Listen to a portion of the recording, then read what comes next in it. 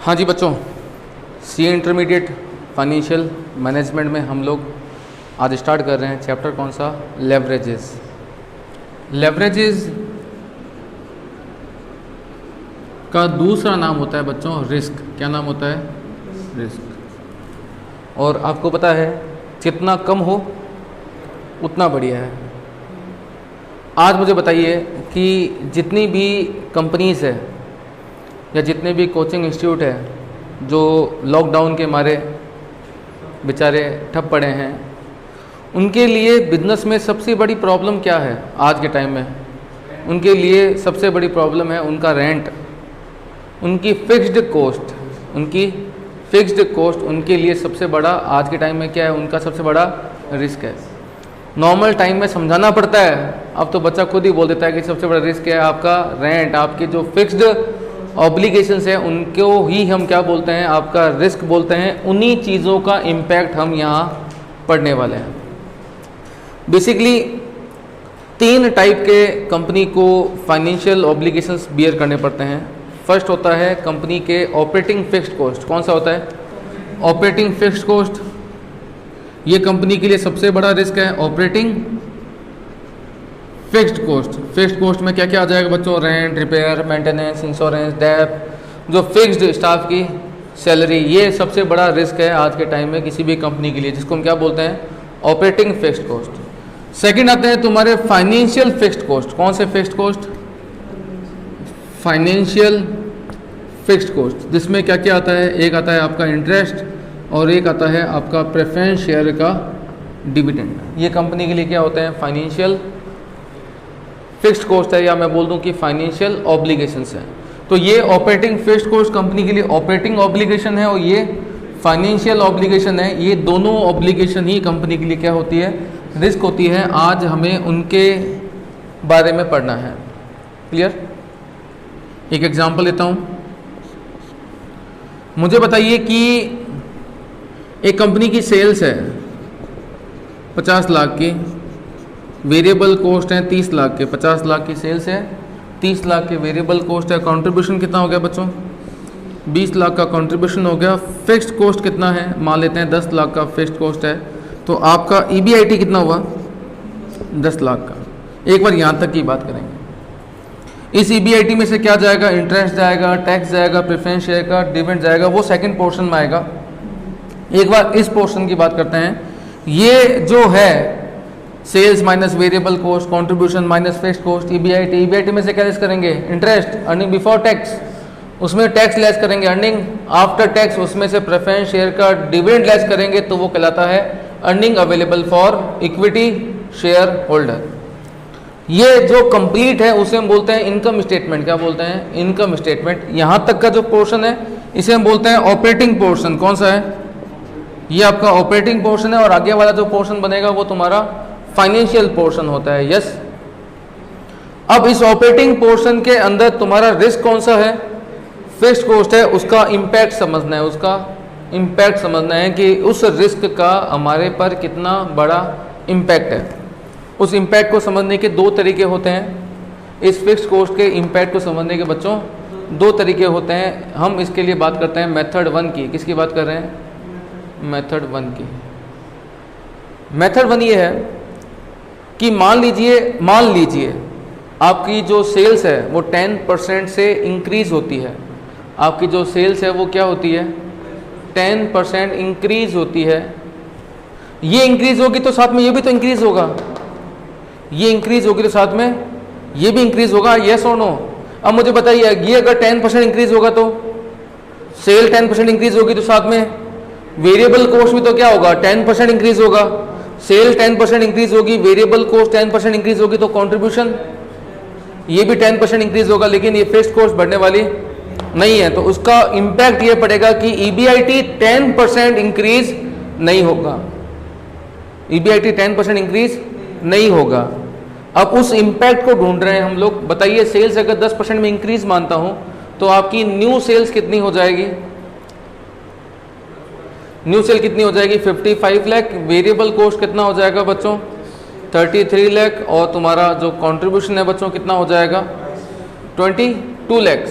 आप देखें तो हर चीज़ ही क्या हो रही है 10% इंक्रीज, लेकिन फिक्स्ड कॉस्ट जो हमारा ऑब्लिगेशन है ये इंक्रीज या डिक्रीज नहीं होता। फिक्स्ड कॉस्ट हमेशा टोटल वाइज क्या रहती है, कांस्टेंट रहती है। तो 10 लाख का ये हुआ, कितना हुआ EBIT,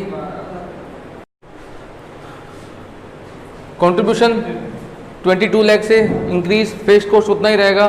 तो आपका EBIT न्यू कितना हो गया बच्चों, 12 लाख हो गया। मुझे बताइए कि पहले आपने सेल्स कितनी इंक्रीज की थी, 10%, लेकिन EBIT कितना इंक्रीज हुआ, 20%। आप देखेंगे ना इंक्रीज इन EBIT कितना हुआ, पहले 10 लाख था, कितना हो गया 12 लाख, मतलब 2 लाख रुपए इंक्रीज हो गया। कहाँ से, 10 लाख से इंटू 100 कितना होता है 20%। इसका मतलब क्या हो गया कि जब हम सेल्स को 10% इंक्रीज करते हैं तो हमारा EBIT कितना इंक्रीज होता है, 20% इंक्रीज होता है। तो मतलब कि जो हमारा फिक्स्ड कॉस्ट का जो इम्पैक्ट है वो 2 टाइम्स है। सर क्या बात कर रहे हो, फिक्स्ड कॉस्ट का इम्पैक्ट 2 टाइम्स कैसे हो गया, मैं आपको अभी क्लियर करूंगा। यहाँ पर इम्पैक्ट केवल किस चीज़ का पड़ा है, आपको एक बात तो क्लियर है, इम्पैक्ट केवल किस चीज़ का है, फिक्स्ड कॉस्ट का है। सेल्स बढ़ेगी तो वेरिएबल कॉस्ट बढ़ेगा, कंट्रीब्यूशन बढ़ेगा। फिक्स्ड कॉस्ट के नहीं बढ़ने से क्या हुआ, यहाँ 10% इंक्रीज किया तो ये कितना हुआ 12 लाख, पहले कितना था 10 लाख से कितना हो गया 12 लाख हो गया। इसका मतलब इंक्रीज कितना हो गया, 20% इंक्रीज हुआ है। किसमें, EBIT में। इसे हम बोलते हैं, ये जो इम्पैक्ट है वो किसका है, फिक्स्ड कॉस्ट का इम्पैक्ट है। कितना इम्पैक्ट है फिक्स्ड कॉस्ट का कि 10% सेल को इंक्रीज करने पर EBIT आपका 20% बढ़ा है। तो मतलब कि सेल्स के 10% के चेंज पर EBIT अगर आपका 20% चेंज होता है, इसे हम बोलते हैं आपका ऑपरेटिंग लेवरेज। क्या बोलते हैं, operating leverage means operating risk. वो कितना है, 2 टाइम्स है। कितना है, 2 टाइम्स है। कितना है, 2 टाइम्स। मतलब कि EBIT में कितना चेंज हुआ तुम्हारा 20%, जबकि हमने सेल्स में क्या चेंज किया था 10%। तो रिस्क कितना है, 2 टाइम्स है। सर ऐसे 2 टाइम्स का एक लॉजिक समझ में नहीं आएगा, अभी समझ में आएगा, थोड़ी देर वेट करो। मान लो इस सेल्स को मैं कितना कर देता हूं, सेल्स को मैं इंक्रीज करता हूं तुम्हारे 25% से। कितने से बताइए, सेल्स कितनी हो जाएगी, पहले यहां से उठाना, ये बेस है, ये तुम्हारा क्या है, बेस डेटा है, बेस से ही कंपेयर करना। 50 लाख से तुमने 25% इंक्रीज किया है तो 62,50,000 की तुम्हारी सेल्स हो गई। वेरिएबल कॉस्ट कितना होगा, 30 लाख था, 7.5 बढ़ जाएगा, कितना हो जाएगा 37.5 लाख। कंट्रीब्यूशन कितना हो जाएगा, जो पहले 20 लाख था ना वो कितना हो जाएगा 25 लाख हो जाएगा। फिक्स्ड कॉस्ट कितनी रहेगी, कितनी रहेगी फिक्स्ड कॉस्ट, 10 ही रहेगी। कितना हुआ 15 लाख। मुझे बताइए सेल्स में इंक्रीज कितना किया था 25%। बताइए EBIT में कितना इंक्रीज हुआ, इंक्रीज इन EBIT कितना हुआ, पहले 10 था 15 हो गया, कितना बढ़ गया 5। कहाँ से, 10 से इंटू 100 करें कितना होता है 50%। मतलब कि यहाँ 25% की इंक्रीज पर ये कितना बढ़ा है 50% बढ़ा है। मतलब कि इम्पैक्ट कितना हुआ 2 टाइम्स हुआ। मतलब कि तुम्हारा ऑपरेटिंग लेवरेज होता है 50% डिवाइड बाय 25%, कितना होता है 2 टाइम्स। लेकिन सर अभी भी समझ नहीं आया, ये समझ में आ गया कि ठीक है सेल्स में इंक्रीज करने से हमारा EBIT कितना इंक्रीज हो रहा है, उसको कंपेयर कर लिया तो ये हमारा ऑपरेटिंग लेवल्स निकल के आ गया। लेकिन सर लॉजिक क्या है इसका, लॉजिक के लिए आपको एक छोटा सा इसी में चेंज करना पड़ेगा। कंट्रीब्यूशन कितना है 20 लाख, फिक्स्ड कॉस्ट अब मैं 15 लाख कर रहा हूँ, क्या कर रहा हूँ, तो EBIT कितना होगा। अब बताइए सेल्स में 10% इंक्रीज होता है 55, 33 लाख, कंट्रीब्यूशन कितना 22 लाख, फिक्स्ड कॉस्ट कितनी 15 लाख, EBIT कितना हो जाएगा 7 लाख का EBIT हो जाएगा।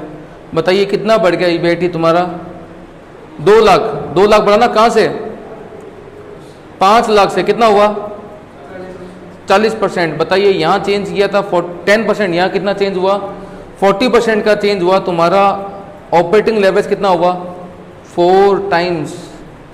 सोच के बताइए 4 टाइम्स क्यों हुआ, जितना फिक्स्ड कॉस्ट इंक्रीज होगा, जितना हाई फिक्स्ड कॉस्ट होगा उतना ही हाई कंपनी का ऑपरेटिंग लेवरेज होगा।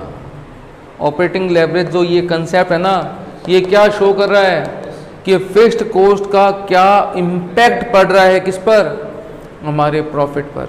कि सेल्स को 10% इंक्रीज करने पर यहाँ कितना इंक्रीज होता है 40%। एक चीज़ सोच के बताओ, तेरी कंपनी है, सेल्स को कितना इंक्रीज करती है 10% इंक्रीज करती है, तो प्रॉफिट इंक्रीज होता है 20%। उसकी कंपनी सेल्स को इंक्रीज करती है कितना 10%, प्रॉफिट इंक्रीज होता है 40%। कौन सी कंपनी बेटर होगी? सोच के बता, क्या लग रहा है, लग क्या रहा है? या 10% इंक्रीज करने पर बस प्रॉफिट 20% बढ़ा, उसका देखो 10% इंक्रीज करने पर प्रॉफिट कितना बढ़ा 40% बढ़ा। चलो एक बार काम करते हैं, यहाँ 10 पे इंक्रीज पे ये 4 टाइम्स, एक काम करते हैं अगर ये 25 इंक्रीज होगा तो यहाँ कितना होगा,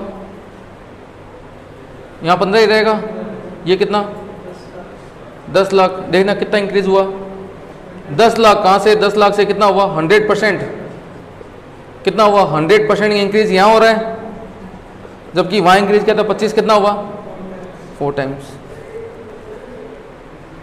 जैसे ही मैंने फिक्स्ड कॉस्ट बढ़ाया मेरा ऑपरेटिंग लेवरेज क्या हो गया, इंक्रीज हो गया। मैं तो ये दिखा रहा हूं कि आप अगर 10 इंक्रीज करते हैं तो ये 40 होता है 4 टाइम्स, अगर 25 इंक्रीज करते हैं तो कितना होता है 100 होता है, तो भी कितना है 4 टाइम्स है। मतलब कि ऑपरेटिंग लेवरेज कितना निकल के आ रहा है 4 टाइम्स निकल के आ रहा है। तेरी कंपनी 10% इंक्रीज करती है तो 20% का प्रॉफिट बढ़ता है। इसकी कंपनी देखो 10% इंक्रीज पर 40% बढ़ता है प्रॉफिट। एक तीसरा एग्जाम्पल, ये 18 लाख है, कितना होगा 2 लाख। अब आ जाओ, कितना 18 लाख कितना 4 लाख, कितना 2 लाख इंक्रीज हो गया। कहाँ से 2 लाख से, कितना 100%। ऑपरेटिंग लेवरेज कितना हो गया 100% डिवाइड बाय 10%, कितना हो गया 10 टाइम्स। तेरी कंपनी तो और महान हो गई। कितनी महान कंपनी है तेरी कि आपने 10% से इंक्रीज किया किसके अंदर, सेल्स के अंदर। प्रॉफिट में कितना इंक्रीज हुआ 100%। बता ये वाली कंपनी बेटर है? अरे मुझे बताओ, ये रिस्क केवल और केवल किसके कारण बढ़ रहा है, फिक्स्ड कॉस्ट। जितनी हाई फिक्स्ड कॉस्ट होगी वो कंपनी उतनी ही ज़्यादा किसमें होती है, रिस्क में होती है। ऑपरेटिंग लेवरेज हाई होना तुम्हारे लिए कोई प्राउड वाली बात नहीं है, ये तुम्हारी कंपनी के लिए नेगेटिव इशू है। जितना हाई ऑपरेटिंग लेवरेज होगा उतने कंपनी का रिस्क क्या होता है, ज़्यादा होता है। यहाँ पर भी चेक कर लो, यहाँ कितना होगा, सेम चीज़ रहेगी तो कितना होगा, यहाँ कितना होगा 25 और ये कितना है, कितना हुआ, कितना परसेंट बढ़ गया, 2 से 5 लाख बढ़ गया। पहले कितना था 2 लाख था, कितना हुआ देखना 250% बढ़ गया। वाह यार, 25% इंक्रीज किया, यहाँ 250% बढ़ गया। बेटा परसेंटेज है वो, रुपीज के फिगर नहीं है वो, क्या है केवल परसेंटेज है।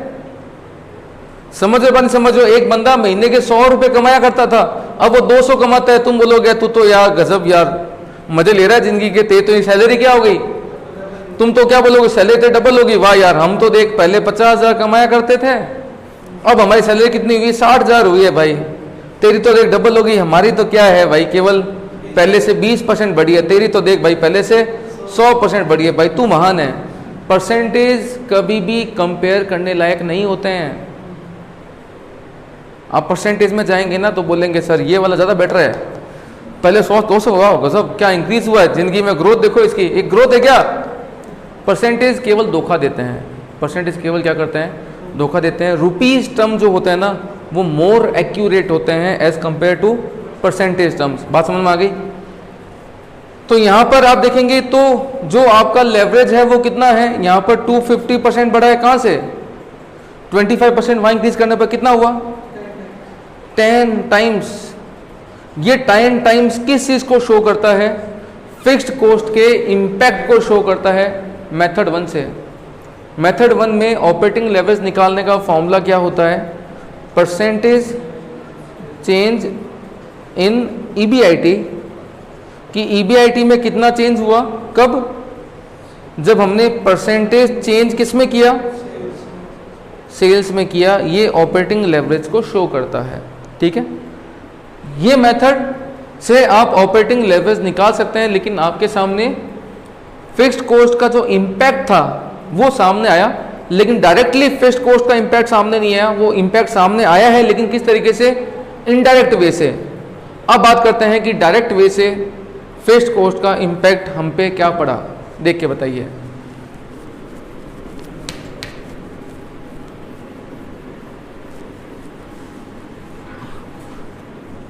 अब बात करते हैं किस तरीके से, डायरेक्ट तरीके से।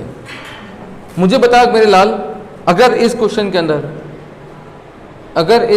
के अंदर अभी तेरा प्रॉफिट कितना है, 2 लाख, अगर फिक्स्ड कॉस्ट नहीं होती तो 20 लाख, मतलब कि अभी प्रॉफिट 2 लाख है, फिक्स्ड कॉस्ट नहीं होती तो 20 लाख के प्रॉफिट हो गए, मतलब कि फिक्स्ड कॉस्ट हटा दी जाए तो तेरे प्रॉफिट कितने हो जाते हैं, 2 से 20 हो जाते हैं। मतलब कि फिक्स्ड कॉस्ट का ऑब्लिगेशन नहीं होता तो तेरे प्रॉफिट जो अभी कितने हैं, 2 लाख हैं, वो कितने होते, 20 लाख होते हैं। मतलब कि फिक्स्ड कॉस्ट का इम्पैक्ट हटा दिया जाए, फिक्स्ड कॉस्ट का खर्चा हटा दिया जाए तो मेरी इनकम जो है ना वो सीधी 10 गुना 10 टाइम्स बढ़ जाती है। ये 10 टाइम्स इम्पैक्ट है किसका, फिक्स्ड कॉस्ट का। तो फिक्स्ड कॉस्ट के होने से प्रॉफिट कितने हैं, 2 लाख, नहीं होते तो प्रॉफिट कितने होते, 20 लाख। मतलब कि मेरा ऑपरेटिंग लेवरेज जो किसके कारण आ रहा है, फिक्स्ड कॉस्ट के कारण आ रहा है, वो कितना है, 10 टाइम्स। या मैं ऐसे बोल सकता हूँ, मेरे प्रॉफिट अगर फिक्स्ड कॉस्ट नहीं होती तो प्रॉफिट कितने होते, 20 लाख के। लेकिन हुआ ये कि इस 20 लाख में से मैंने क्या पे किया, 18 लाख की तो फिक्स्ड कॉस्ट पे की, मेरे रिमेनिंग प्रॉफिट कितने बचे, 2 लाख बचे। तो इसका मतलब हो गया कि ऑपरेटिंग लेवरेज कितना हुआ मेरा, 10 टाइम्स। वो मेथड इनडायरेक्ट तरीके से क्या करता है, ऑपरेटिंग लेवरेज ढूंढता है, और ये मेथड डायरेक्ट तरीके से क्या करता है, ऑपरेटिंग लेवरेज ढूंढता है।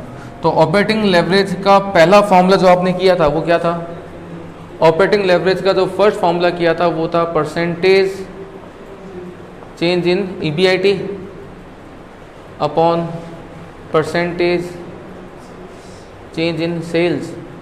ये मेथड इनडायरेक्ट तरीके से फिक्स्ड कॉस्ट का इम्पैक्ट ढूंढता है, और ये मेथड डायरेक्ट तरीके से 20 लाख क्या है आपका कंट्रीब्यूशन, और इस कंट्रीब्यूशन में से क्या गया बेटा, कंट्रीब्यूशन माइनस फिक्स्ड कॉस्ट। कहने का मतलब हो गया कंट्रीब्यूशन अपॉन ये क्या चीज़ है आपका EBIT।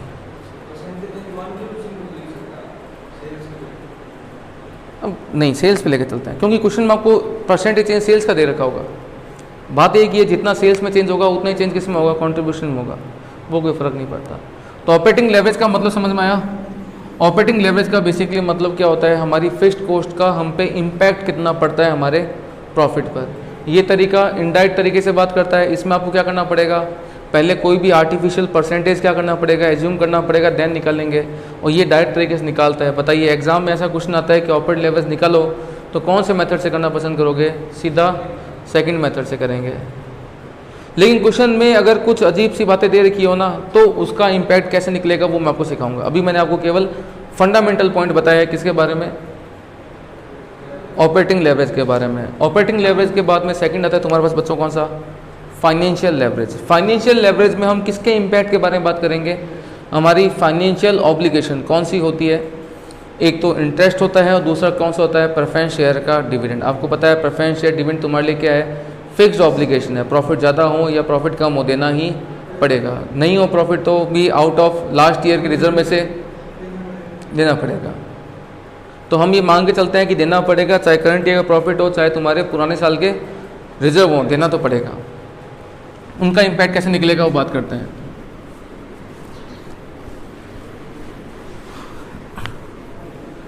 अभी ऑपरेटिंग लेवरेज में तुमने किस चीज़ के रिस्क को देखा, फिक्स्ड कॉस्ट के रिस्क को देखा।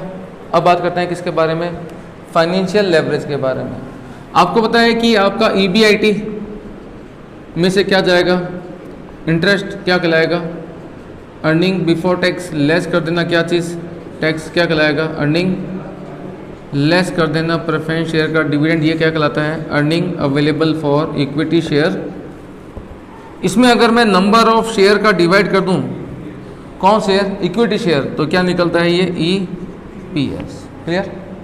अब एक एग्जांपल लेता हूँ। मान लीजिए कि करंट लेवल पर, किस पर, करंट लेवल पर आपका EBIT है 50 लाख, इंटरेस्ट है मान लो तुम्हारा कितना 10 लाख, EBIT कितना हो जाएगा 40 लाख, 30% तुम्हारा टैक्स मान लो कितना हो जाएगा 12 लाख, 28 लाख। प्रेफरेंस शेयर का जो डिविडेंड है ना वो मान लेते हैं कितने का है, 8 लाख का है, तो ये कितना हो जाएगा 20 लाख। नंबर ऑफ शेयर मान लेते हैं कि 1 लाख है, EPS कितना हो जाएगा तुम्हारा सॉरी क्या 28 लाख है ना, 28 में से 8 गए 20, एक का भाग दिया 1 लाख का कितना आ गया 20 रुपये का ईपीएस आ गया।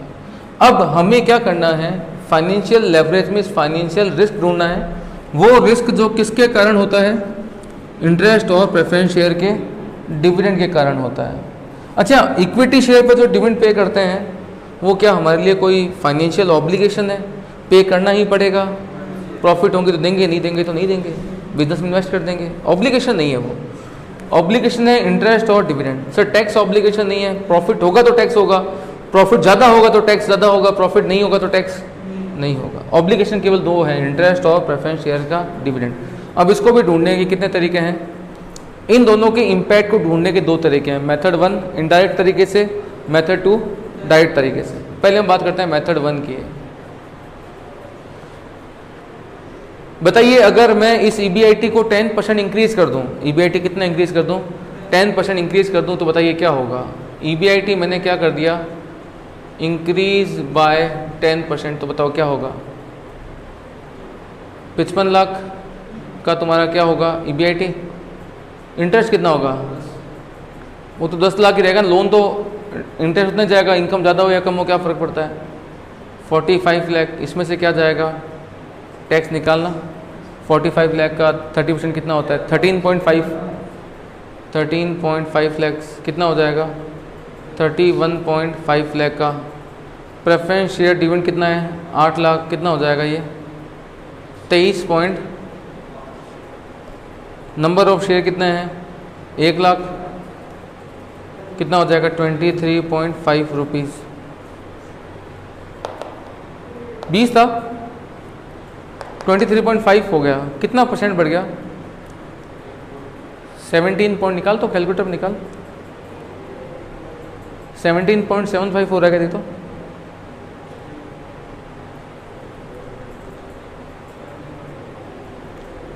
17.75, 17.5, हाँ ठीक है 17.5, सॉरी 3.5 है ना, हाँ जी कितना हो गया 17.5 हो गया। मतलब कि यहाँ 10% का चेंज किया था, यहाँ कितना चेंज हुआ है।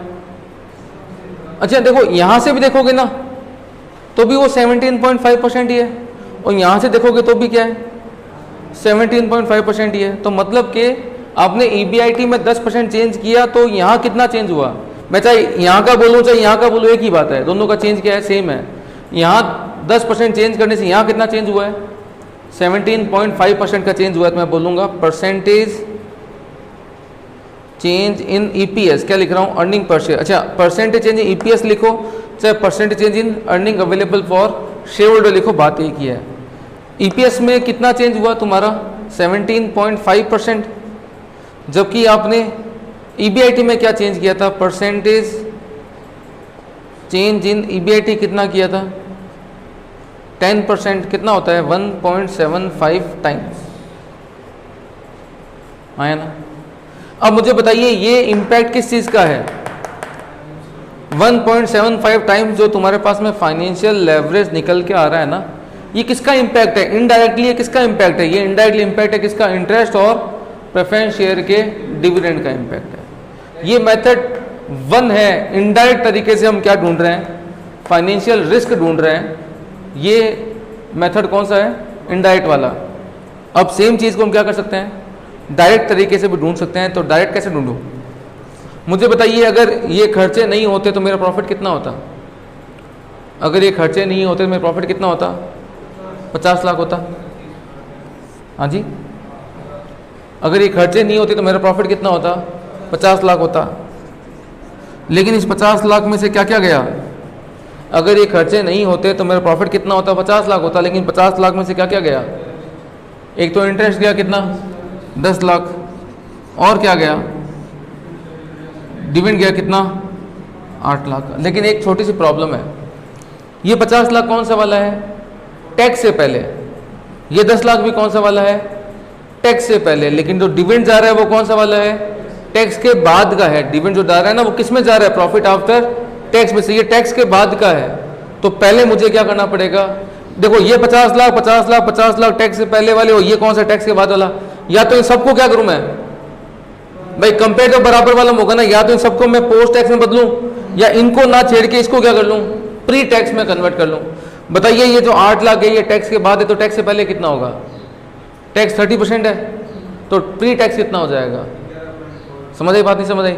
ये 8 लाख जो है टैक्स के बाद है, इसको प्री टैक्स बदलना हो तो मैं इसमें 70% का डिवाइड कर दूंगा, ये प्री टैक्स में निकल जाएगा। तो इसमें मुझे क्या करना पड़ेगा, 1 माइनस कितना परसेंट टैक्स है, तो 1 माइनस 0.3 का मतलब 0.7 का मतलब 70% ही होता है। तो पहले मुझे क्या करना पड़ेगा, एफएल निकालने के लिए मैं क्या बोलूँगा, अगर ये खर्चे नहीं होते तो मेरा प्रॉफिट कितना होता, 50 लाख। 50 लाख में से क्या क्या गया, एक इंटरेस्ट गया, एक डिविडेंड गया, ये टैक्स से पहले, टैक्स से पहले, टैक्स से पहले, लेकिन ये वाला टैक्स के बाद कंपेयर करने के लिए मुझे इसे क्या करना पड़ेगा, प्री टैक्स में कन्वर्ट करना पड़ेगा। तो देख के बता कितना था बेटा, सॉल्व कर इसको पूरा, 8 में डिवाइड कर 0.7 का 11.42, इसमें 10 और जोड़ दे, इसको 50 में से लेस कर दे, अब 50 में 37 पॉइंट जो निकल के आ रहा है ना उसका डिवाइड कर दे, 50 में डिवाइड कर 37 पॉइंट समथिंग निकल के आ रहा है ना, हाँ जो भी निकल के आ रहा है 50 में डिवाइड कर दे उसका,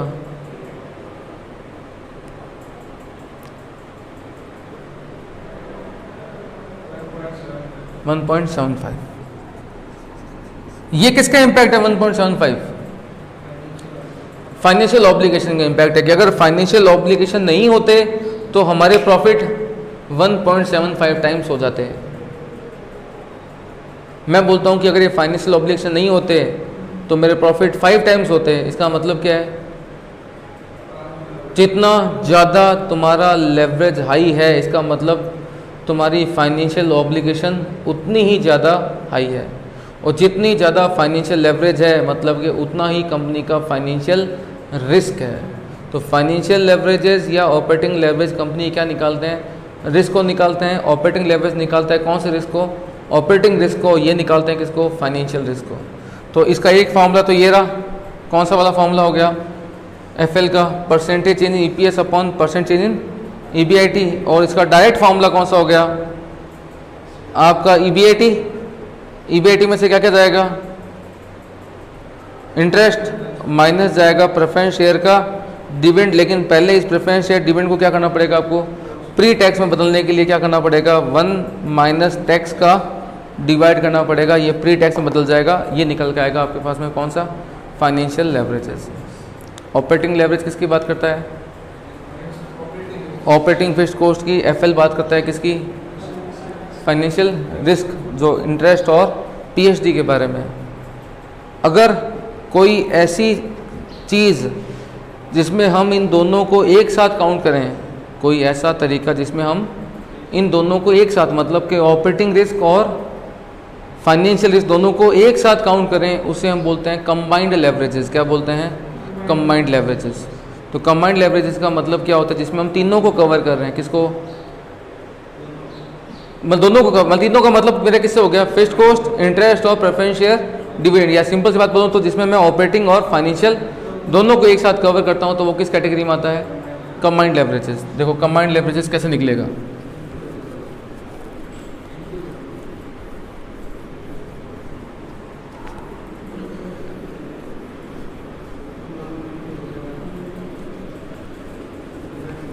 अब देखो मेरी बात समझना। एक मैंने आपको दिया इनकम स्टेटमेंट, क्या दिया, इनकम स्टेटमेंट। सेल्स है कितना आपका 50 लाख का, वेरिएबल कॉस्ट कितना है, मान लो 20 लाख का, कंट्रीब्यूशन कितना हो जाएगा, 30 लाख में से जाएगा फिक्स्ड कॉस्ट मान लो है 5 लाख का, 25 लाख माइनस इंटरेस्ट जाएगा, इंटरेस्ट मान लो 3 लाख का है तो माइनस टैक्स, टैक्स अगर 30% है तो 6.6 लाख, कितना बच जाएगा देखो 15.4 lakh, minus preference share dividend मान लो 1.4 लाख का है तो 14 लाख का बच जाएगा earning available for equity share holder. मान लेते हैं कि नंबर ऑफ शेयर कितने हैं, 2 लाख हैं, ईपीएस कितना हो गया, 7 रुपये का तुम्हारा ईपीएस हो गया। क्लियर। अब तुमसे बोलता है कि भैया एक तो ऑपरेटिंग लेवरेज निकालो, एक फाइनेंशियल लेवरेज निकालो, एक निकालो कंबाइंड लेवरेजेस। निकालने के कितने तरीके होते हैं? 2। पहले करते हैं हम अपने डायरेक्ट मेथड से। डायरेक्ट की बात करें, OL कैसे निकालोगे? अगर फिक्स्ड कॉस्ट नहीं होती तो मेरे प्रॉफिट कितने होते हैं? फिक्स्ड कॉस्ट नहीं होती तो मेरे प्रॉफिट कितने होते? 30 लाख होते। लेकिन फिक्स्ड कॉस्ट के कारण कितने हो गए? 25 लाख हो गए। देख, डिवाइड कर, 30/25 कर, 1.2। अगर FL की बात करूं, अगर इंटरेस्ट और प्रेफरेंस शेयर डिविडेंड नहीं होते तो मेरे प्रॉफिट कितने होते? ये और ये नहीं होते, मेरे प्रॉफिट कितने होते? 25 लाख। 25 लाख में से क्या क्या गया? 25 लाख में से क्या क्या गया? एक तो गया तुम्हारा इंटरेस्ट कितने का? 3 लाख का। एक गया कौन सा? डिविडेंड कितना है? 1.4। लेकिन ये तो 30% टैक्स के बाद है ना, तो 1.4 डिवाइड बाय 70%, तो कितना होता है? 2 लाख। 3 और 2 5, 20 में से 5 के 25 में 5 के 20, 25/20 कर 1.25 टाइम्स। अब बात करते हैं किसकी? Combined leverage. कंबाइंड मीन्स दोनों का कंबाइंड रिस्क, मतलब कि फिक्स्ड कॉस्ट नहीं होता, फिक्स्ड कॉस्ट नहीं होता, इंटरेस्ट नहीं होता, प्रेफरेंस शेयर डिविडेंड नहीं होता, तो मेरे प्रॉफिट कितने होते हैं? ये मेरा पूरा प्रॉफिट होता है 50। सोच के बताओ, ऐसी बात क्यों कर रहे हो? वेरिएबल कॉस्ट तो आएगी ही आएगी, ऐसे तो नहीं कि वेरिएबल कॉस्ट ही नहीं है। मैं बोलता हूँ कि मेरा फिक्स्ड कॉस्ट नहीं होता, मेरा इंटरेस्ट नहीं होता, मेरा प्रेफरेंस शेयर का डिविडेंड नहीं होता, तो मेरे प्रॉफिट कितने होते हैं? 30 लाख होते हैं। अगर कुछ भी नहीं होता तो, मतलब ये सारे खर्चे नहीं होते, तो मेरा प्रॉफिट कितना होता? 30 लाख। लेकिन इस 30 लाख में से क्या क्या गया? 5 लाख का फिक्स्ड कॉस्ट, 3 लाख का इंटरेस्ट और डिविडेंड गया 1.4। लेकिन ये तो टैक्स के बाद है, तो 1.4 डिवाइड बाय 70%, मतलब ये 2 लाख हो गया। 5 10 हो गया, 30/20 1.5 हो गया, 1.5 टाइम्स हो गया। कौन? Combined leverage. इसको निकालने का एक तरीका और है। कंबाइंड लेवरेज का एक फॉर्मूला होता है, operating leverage multiply by financial leverage. Operating leverages multiply by financial leverage. Operating कितना है? 1.2, फाइनेंशियल कितना है? 1.25। 1.2 को 1.25 से मल्टीप्लाई कर कितना होता है? 1.5 टाइम्स। लेकिन ये जो मैंने आपको सिखाया, ये कौन से तरीके से है? डायरेक्ट तरीके से। इसी चीज़ को हम कैसे कर सकते हैं? इनडायरेक्ट तरीके से कर सकते हैं, अगर ज़रूरत पड़े तो। वरना तो हम सीधा किस पे जाएंगे? डायरेक्ट पे जाएंगे। अगर इनडायरेक्ट पे जाएंगे तो भी कर सकते हैं, नहीं कर सकते हैं? कर सकते हैं। ये दोनों तो निकल जाएंगे, हाँ या ना? ये तो मैंने आपको बताया किस तरीके से? डायरेक्ट तरीके से। इनडायरेक्ट तरीके से मैं आपको सॉल्व नहीं करवा रहा, इनडायरेक्ट तरीके से मैं आपको केवल समझा रहा हूँ। क्लियर है ये वाली बात? Operating leverage, financial leverage, combined leverage में क्या हो गया? मतलब हो गया, कंबाइंड लेवरेज का मतलब क्या हो गया? कि हमारा कंट्रीब्यूशन ही हमारा प्रॉफिट होता अगर फिक्स्ड कॉस्ट और नहीं होते। मतलब कि इस कंट्रीब्यूशन में से क्या गया? फिक्स्ड कॉस्ट गया और इंटरेस्ट गया और एक preference share dividend 1 minus tax, pre tax में कन्वर्ट करने के बाद, है ना? ये डायरेक्ट तरीके से हमने किया। इसी चीज़ को हम कैसे कर सकते हैं? इनडायरेक्ट तरीके से भी कर सकते हैं। कैसे कर सकते हैं इनडायरेक्ट तरीके से? वही आपको इंक्रीज करके देखना पड़ेगा, समझ गए ना बात? सेल्स को 10% उठा लो, 10% के हिसाब से क्या कर लो? चेक कर लो। पहले मुझे बताओ कि इनडायरेक्ट तरीके से अगर बात करते हैं तो ऑपरेटिंग लेवरेज का फॉर्मूला क्या होता है? परसेंटेज चेंज इन किसके अंदर? EBIT। क्यों? याद है? इलास्टिसिटी। किस में चेंज हुआ? EBIT में। चेंज किया किस में था? सेल्स में। Percentage change in sales. FL का फॉर्मूला क्या होता है? चेंज किस में हुआ? Percentage change in EPS। और चेंज किया किस में था आपने? Percentage change in EBIT। CL का फॉर्मूला क्या होता है? ऑपरेटिंग लेवरेज मल्टीप्लाई बाय, अब देखो चेक करो, percentage change in EBIT upon percentage in sales into करोगे, ये क्या होगा? EBIT से EBIT कैंसिल, सीधा क्या निकल जाएगा? Percentage change in EPS divide by percentage change इन तो बेसिकली इस चैप्टर में ये 3 फॉर्मूले हैं, ऑपरेटिंग लेवरेज, फाइनेंशियल लेवरेज और तुम्हारा कंबाइंड लेवरेजेस। जिन तीनों के मैंने आपको कंसेप्ट करवाए, इनके प्रैक्टिकल क्वेश्चन मैं डाल दूंगा किस वीडियो में, नेक्स्ट वीडियो में। क्लियर? अब मेरी बात सुनो, 2 टाइप के क्वेश्चन आते हैं एग्जाम के अंदर। एक क्वेश्चन ये आता है जिसमें आपको इनकम स्टेटमेंट दे रखा होता है, इनकम स्टेटमेंट गिवन होगा और क्या बोलेंगे आपको, लेवरेज निकाल दो। एक क्वेश्चन आएगा जिसमें क्या होगा कि आपको लेवरेजेस दे रखे होंगे और इनकम स्टेटमेंट की कुछ बातें क्या होगी, मिसिंग होगी, और क्या बोलेंगे, इनकम स्टेटमेंट बना दो। ये 2 पैटर्न के क्वेश्चन आते हैं। और एक थर्ड पैटर्न और होता है जिसमें क्या करेंगे, आपको कुछ डेटा देंगे प्लस कुछ ऑपरेटिंग लेवरेज देंगे, फिर बोलेंगे कि ये ढूंढो वो ढूंढो, आपसे कुछ मिसिंग फिगर्स को ढूंढने के लिए बोला जाएगा। ठीक है बच्चों, बाय बाय।